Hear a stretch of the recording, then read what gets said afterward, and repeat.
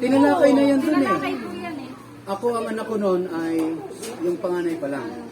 Naroon sa lesson study, creation.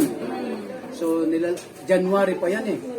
Creation. Tapos, meron doon sa discussion, ang pag-sex ba ng sabat ay banal. Yun. Kasi maraming nag-ano magbawal daw. Saan sa buwan? Diyan na siya sa bahay? Yung pastor, Buwasan? yung asawa niya, hindi, asawa ng pastor, ninang namin, hindi kumbinsido. Kasi nga naman, ang kanyang kaisipan, hindi yung banal. Siya na mahala. Ay, yung isang liwanag.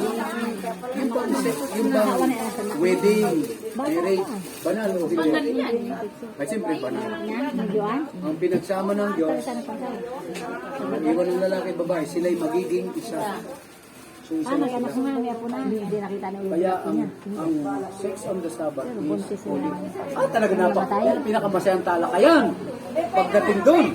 May gawa naman yung babae. Kasi hati ang kaisipan ng mga babae. Hati ang kaisipan. Yung iba, hindi po kasi Sabat yan eh, pagsambayan dapat. Sabat, pagsamba lang. Pagsamba din yung sex. Babae. Maniwala ka. Bakit tinawag na banal? Kasi kayo pinagsama ng banal. Diyos ang nagkasal, banal. O bago kayo mag-sex, mag-pray muna kayo. Yung bahay, hindi na. Panginoon, sasamba po. Pagkuha na. Ayun, yun ang kulang mo. Oh, yun daw ang kulang mo. Para mapatawasanan nyo ang isa't isa. Di ba bago kumain? Kayo. Sa pintuan pa lang. Sister Maricel. Ay, sorry. Hoy, hindi pa tapos. Di ba bago kumain, magpipray muna? Opo. Magpipray muna bago kumain. Ayun. Kailangan pala yun.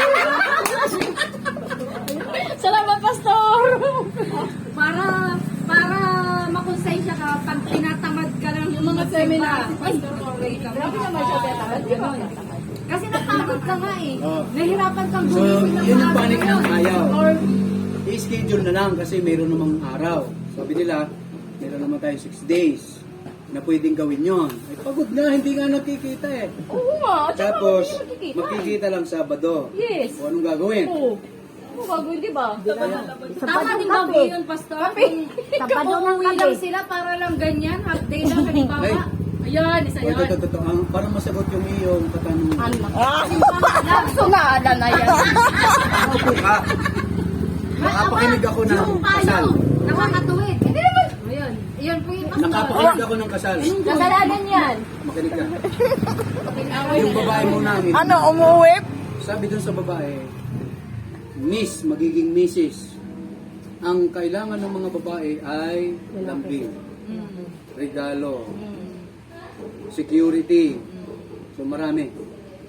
Para mapasaya ito, dapat maibigay ng lalaki. So doon naman sa lalaki. So paano mo naman mapapasaya ang lalaki? Tatlo lang. Number 1, sex. Number 2, sex. Number 3, sex. No other. Di ba? Oo. Sex. Kasi ang lalaki, ang nature niyan, kaya nga nang re-rape eh. Nakakita ka na bang babae? Oh, pastor, ganun nga. Kaya nang re-rape ang mga lalaki, hindi napagbigyan ng mga Abay, pag di mo binigyan, nagagalit. O di, O mag-asawa kasi ka na. kulang sa attention, ganon. Pag sumahod yun, hindi bibigay sa'yo. Oo. Hanap ng iba. Kasi, Kasi yun lang ang needs ng lalaki. Sang-ayon kay Mrs. White, sang-ayon sa ating mga scholar, and according to the Bible. ganun pala. Hindi mo mabasa, pero makikita mo doon bakit nilikha silang ubad. Kala ko hayok na yung tawag ng ganun sa lalaki. Sa sino kayo kasal natin? Yung mga Bigay kung pagod lechon. ang babae. Merong ano eh. Kasi renewal. Kasi meron pong ganyan. Pag-usapan natin. Renewal na parang kapag yung lalaki humingi ng renewal sa baon na wala pa rito yun eh. Oo, ganon. Oo. Ganon. Ay, Wag ganon.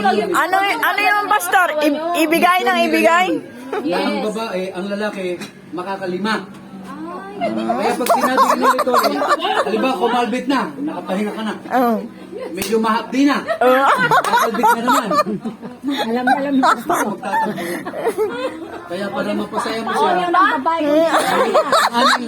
ang aming payo para sumaya yung lalaki, lagi nakabuka. Huwag nang magpanti.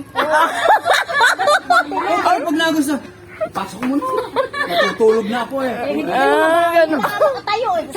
Ano doon? Yung babae, lalaki? Lalaki. Ay di, Hindi, namamahinga naman Hindi eh. na makatayo. puno ng hangin yung isa naman. Wala panty. Hindi.